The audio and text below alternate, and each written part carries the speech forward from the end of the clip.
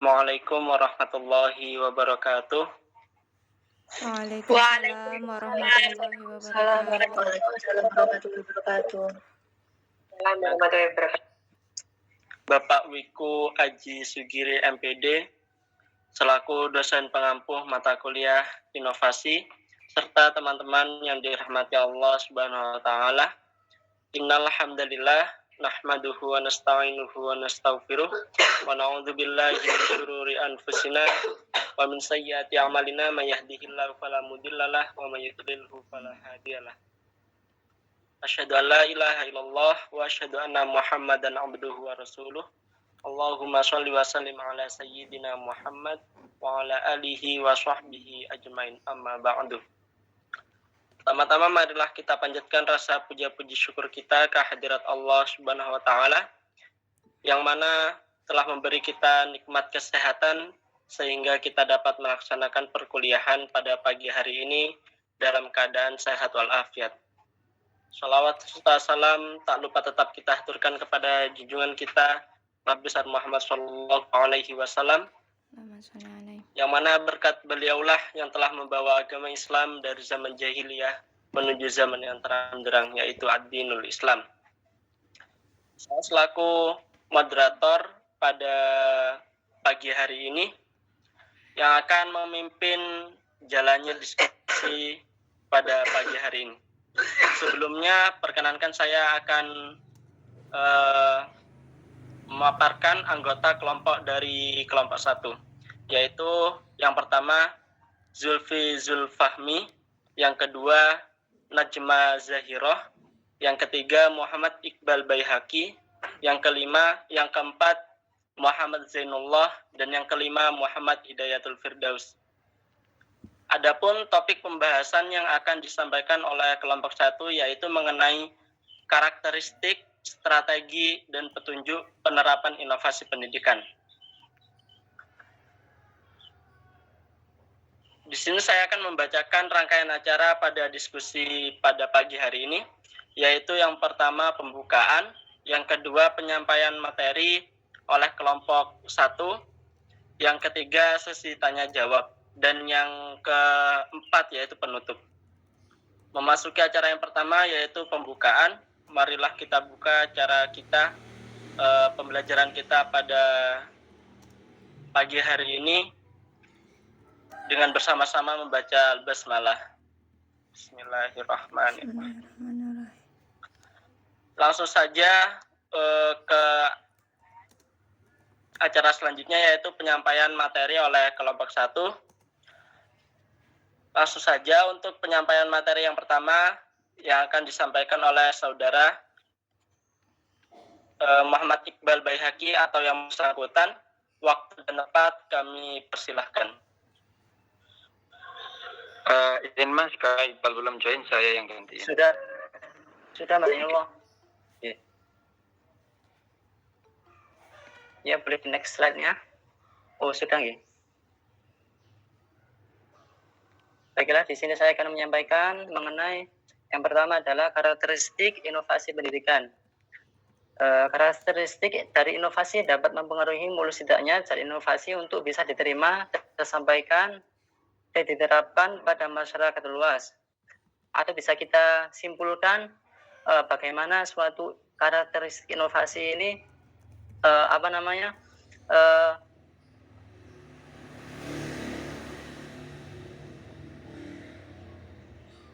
suatu inovasi dengan memenuhi beberapa berikut ini. Dikutip dari seseorang yang bernama Everett M. Rogers, menurutnya ada beberapa aspek yang harus dipenuhi dalam suatu akad dengan baik dan benar. Yang pertama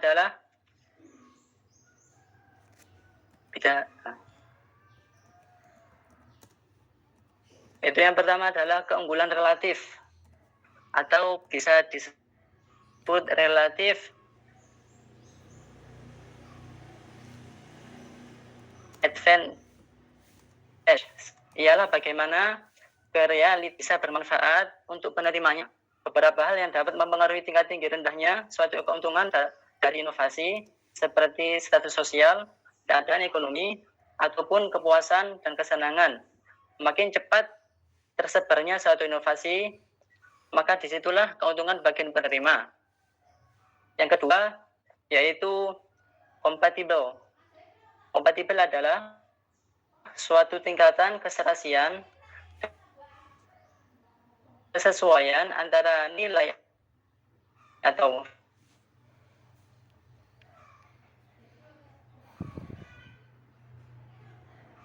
values dengan sebuah inovasi, kebutuhan, dan opini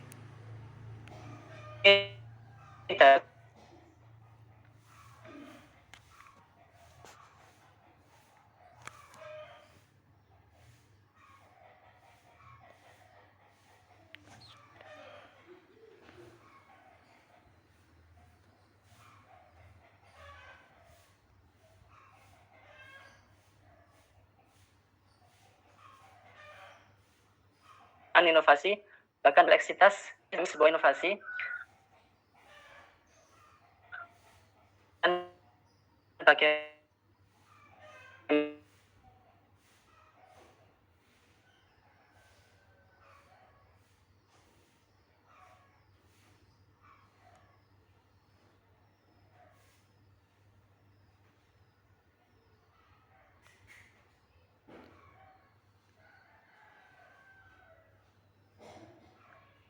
mana menggunakannya, yakni reliabilitas, cepat menerima inovasi yang telah melalui sebuah percobaan daripada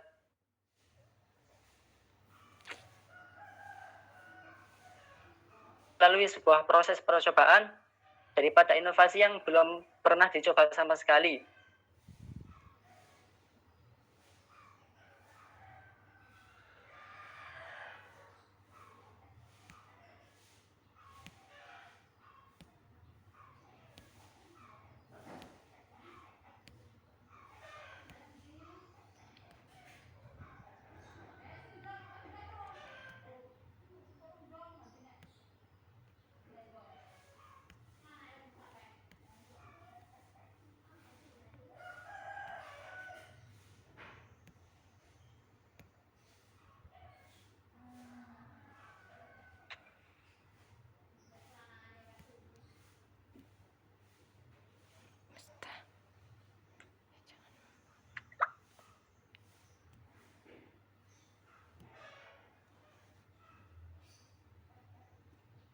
Baik, kami ucapkan terima kasih kepada saudara Muhammad Iqbal Baihaqi untuk penyampaian materi yang selanjutnya yang akan disampaikan oleh saudari Najma Zahira.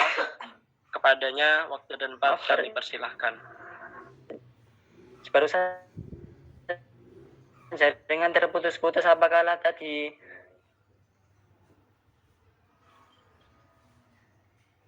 Putus-putus, Gus.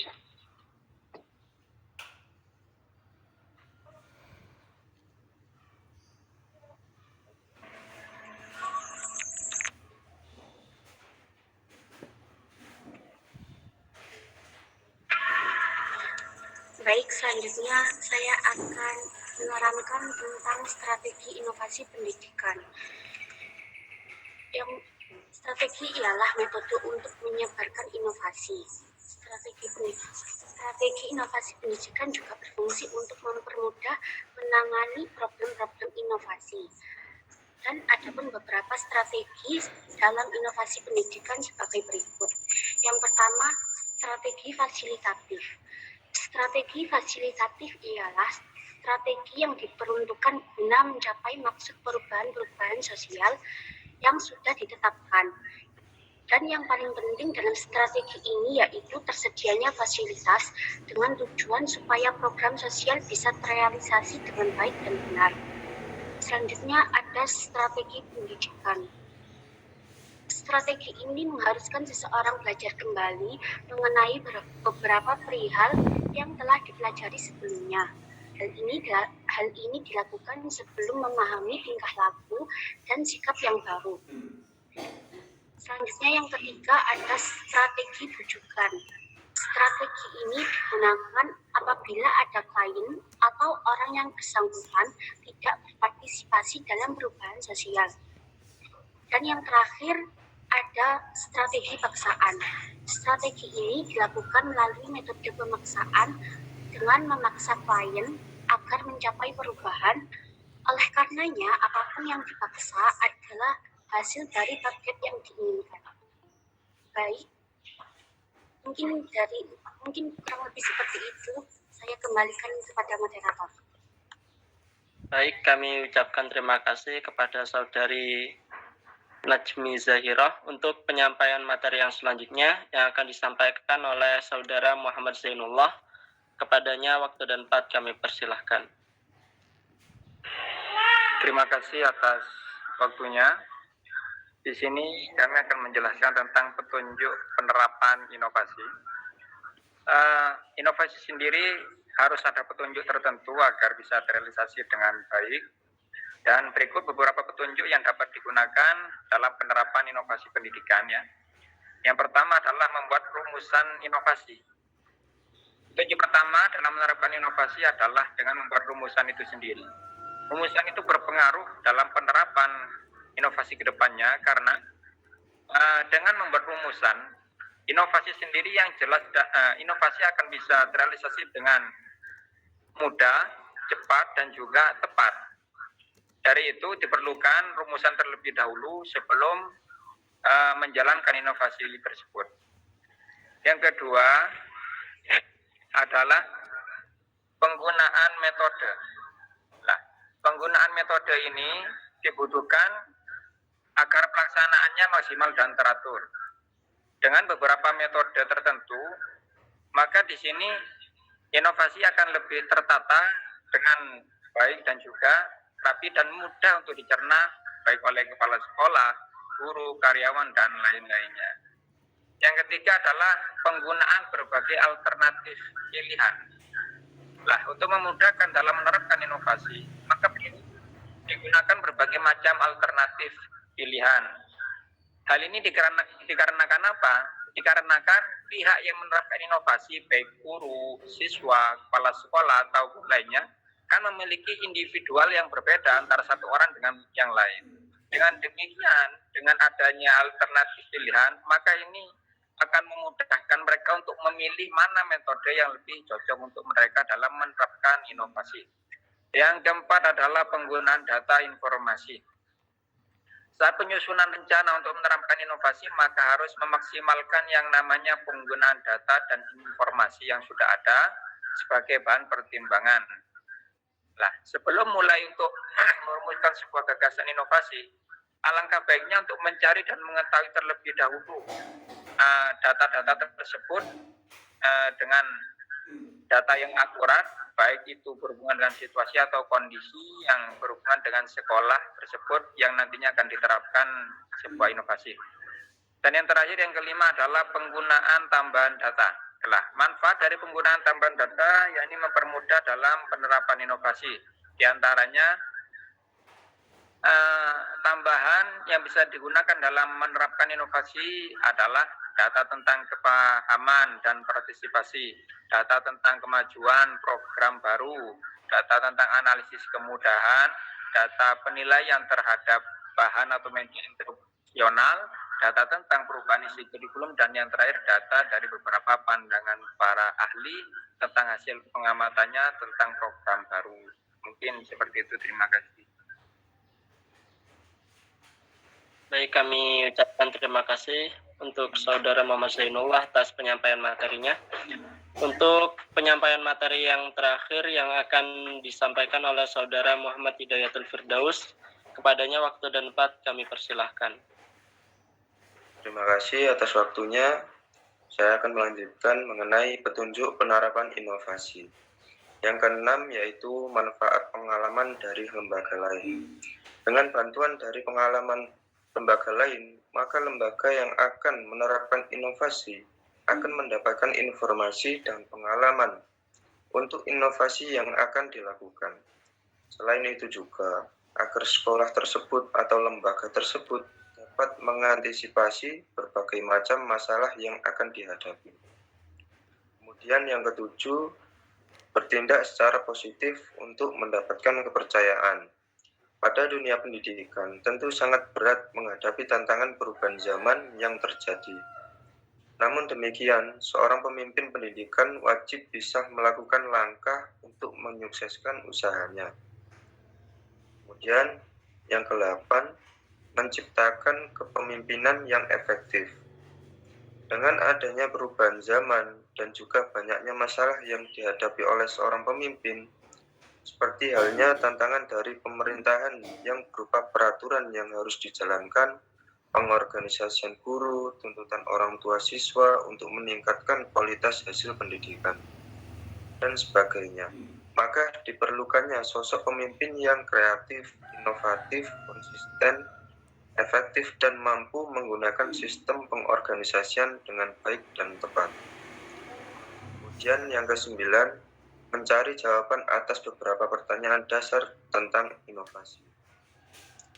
Pelaksanaan inovasi pendidikan di sekolah memiliki tujuan utama, yaitu untuk meningkatkan mutu atau kualitas sekolah dan kinerja para pelaksana pendidikan. Dari tujuan utama inovasi pendidikan itu harus dicapai dengan baik, sehingga mampu meningkatkan mutu atau kualitas sekolah dengan mudah. Ya, terima kasih. Saya kembalikan kepada moderator. Baik, kami ucapkan terima kasih kepada Saudara Muhammad Hidayatul Firdaus atas penyampaian materinya. Memasuki acara yang selanjutnya yaitu sesi tanya jawab. Kami persilahkan kepada para hadirin. Kami buka 3 pertanyaan terlebih dahulu. Baik, untuk yang bertanya silahkan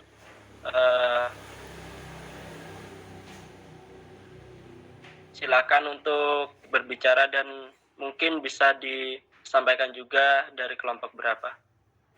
Baik, kami persilahkan.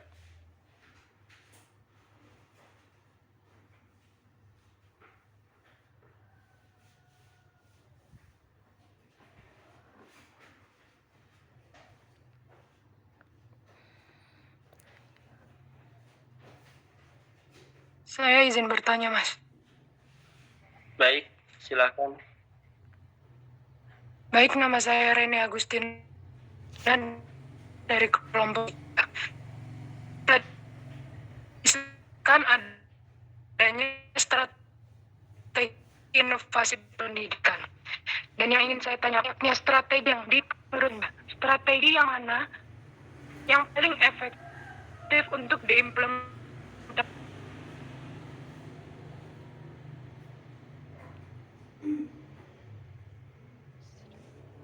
Apa Bagaimana pertanyaannya bisa untuk dipahami, Mas? apakah bisa dipahami untuk kelompok 1? Bisa, Mas Adam. Baik, untuk hadirin untuk yang ingin bertanya, kami persilahkan. Ini pertanyaan kami tampung terlebih dahulu.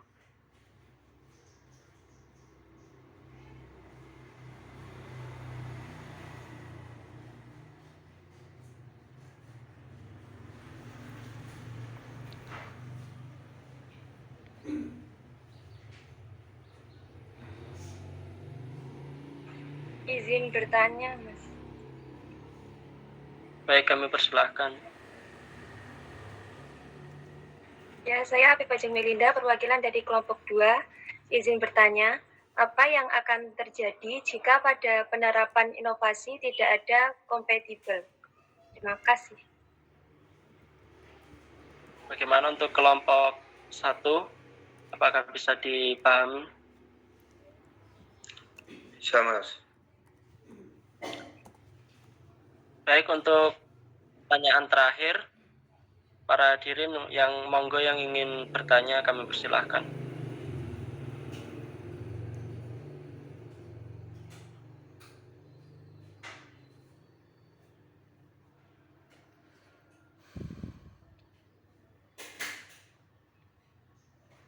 Izin bertanya.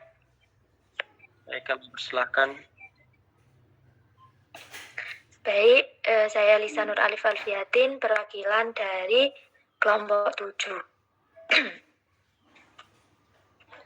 Dijelaskan di dalam makalah bahwasannya sebuah inovasi itu akan dapat dengan cepat tersebar apabila mudah dipengerti oleh penerima, dan inovasi yang sulit dipahami oleh masyarakat akan menghambat jalannya sebuah inovasi. Pertanyaan saya, sebuah inovasi yang bagaimana yang dimaksud mudah dimengerti oleh penerima dan sulit dipahami oleh penerima? Terima kasih. Baik, bagaimana untuk kelompok 1, apakah bisa dipahami? Nggih, bisa, Mas. Baik, langsung saja untuk pertanyaan yang pertama. Dari banyaknya strategi yang telah disebutkan, menurut penulis strategi seperti apa yang paling efektif untuk diimplementasikan ke dalam pendidikan di Indonesia? Baik, untuk kelompok 1 bisa dijawab untuk pertanyaan yang pertama. Ya Mas, saya di sini izin menjawab untuk pertanyaan pertama mengenai strategi apa yang paling cocok diimplementasikan dalam pendidikan Indonesia. Gitu nggih? Oke, baiklah saya mulai menjawabnya. Berbicara mengenai strategi apa yang paling cocok diterapkan dalam pendidikan di negara kita ini, sebenarnya ini semua relatif tergantung kondisi dan situasi dalam sebuah pendidikan. Nah, seperti yang kita tahu kondisi, maka kita ambil kesimpulan dari 4 strategi di sini yang telah dijelaskan, yang telah lalu. 4 strategi ini bisa kita ambil satu-satu apa yang paling tepat diimplementasikan di dalam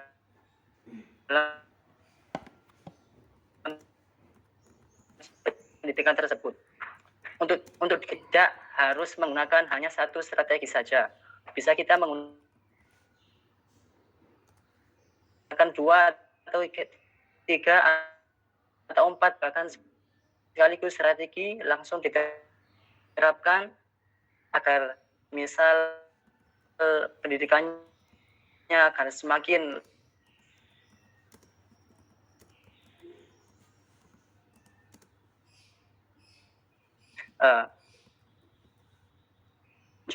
yakni strategi di mana kita harus menyediakan fasilitas tertentu agar sekolah tersebut dapat menunjang kemampuan berbagai kemampuan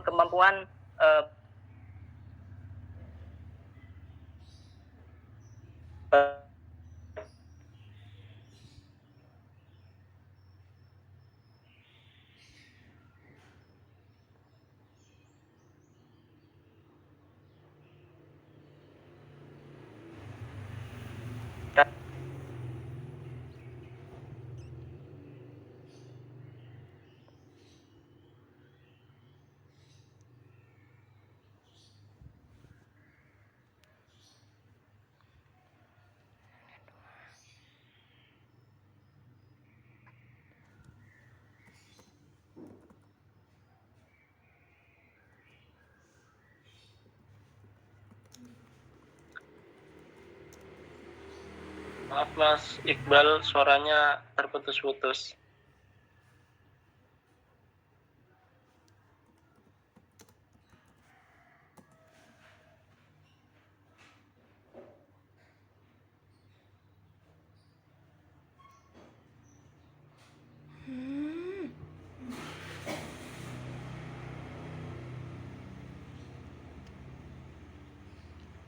Baik, mungkin dari teman-teman atau dari kelompok 1 mungkin bisa menambahkan atau menjawab dari pertanyaan yang pertama tadi. Kami Izin menjawab, Bapak.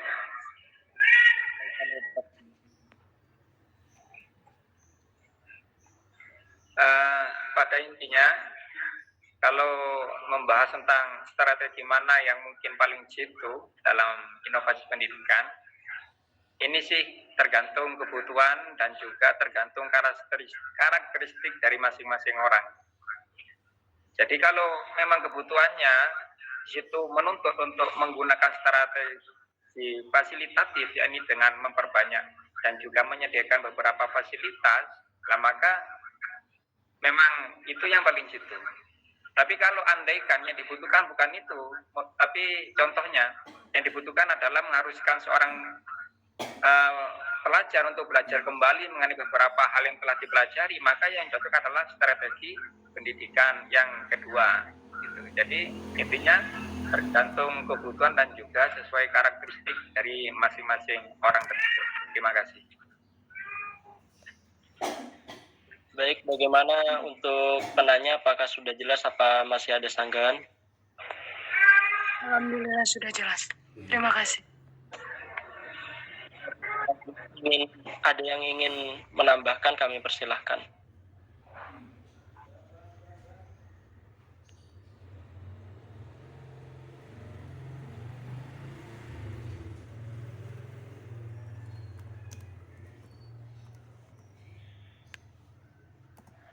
Baik, jika tidak ada, langsung saja untuk pertanyaan yang kedua, yaitu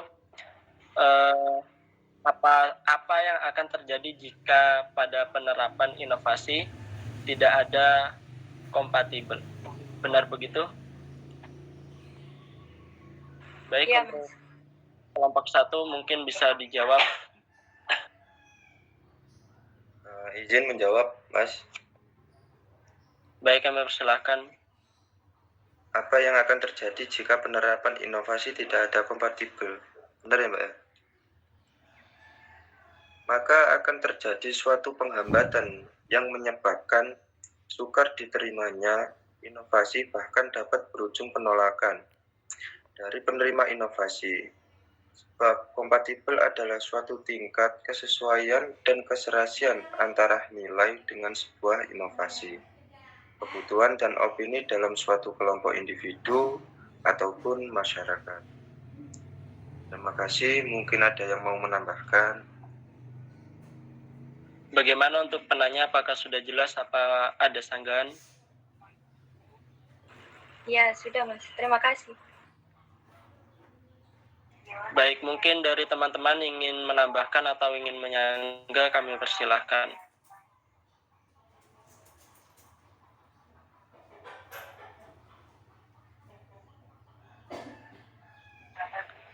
Baik, jika tidak ada, langsung saja ke pertanyaan yang terakhir, yaitu sebuah inovasi yang bagaimana yang dimaksud mudah dan sulit dipahami oleh penerima. Untuk kelompok 1 mungkin bisa dijawab untuk pertanyaan yang ketiga ini. Kami persilahkan. Izin menjawab, Bapak. Baik, kami persilahkan. Inovasi yang mudah diterima, mungkin di sini kurang lebih ada 4 hal lagi supaya inovasi itu mudah untuk diterima dan dicerna oleh seseorang. Yang pertama adalah tidak bertentangan dengan nilai-nilai dan norma yang ada. Jadi tidak bertentangan dengan nilai-nilai yang ada di lembaga tersebut. Karena andaikan bertentangan, maka pasti itu tidak akan diterima oleh lembaga tersebut dalam penerapan inovasi. Yang kedua adalah sesuai dengan pengalaman dalam lembaga tersebut. Jadi harus ada pengalaman agar mudah nantinya. Karena kalau nggak ada pengalaman terlebih dahulu, ini akan sulit untuk diterapkan di lembaga tersebut. Yang ketiga adalah sesuai dengan kebutuhan lembaga tersebut.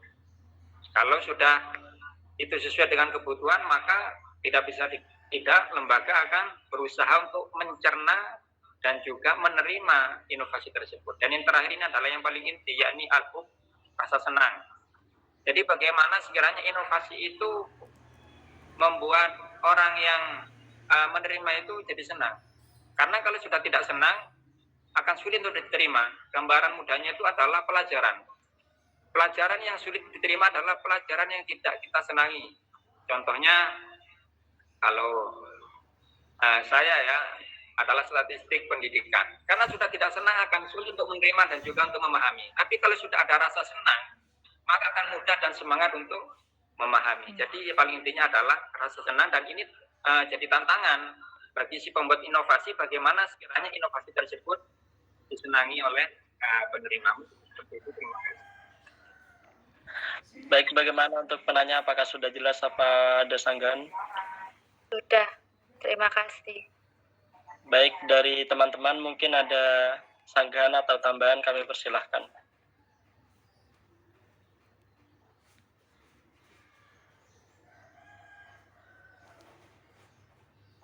Baik, jika tidak ada tambahan atau sanggahan, memasuki acara yang selanjutnya yaitu penutup. Marilah kita tutup pembelajaran kita pada pagi hari ini dengan bersama-sama membaca Alhamdulillah. Alhamdulillahirrahmanirrahim. Semoga apa yang kita jalani pada pembelajaran pagi hari ini dapat bermanfaat bagi kita. Amin. Dan semoga dinilai ibadah oleh Allah Subhanahu wa taala. Saya selalu meminta maaf, dan dari kelompok 1 mungkin ada salah tutur kata, juga meminta maaf sebesar-besarnya. Nun wal qalami wa ma yasturun, ihdinas siratal mustaqim. Assalamualaikum warahmatullahi wabarakatuh. Waalaikumsalam warahmatullahi wabarakatuh.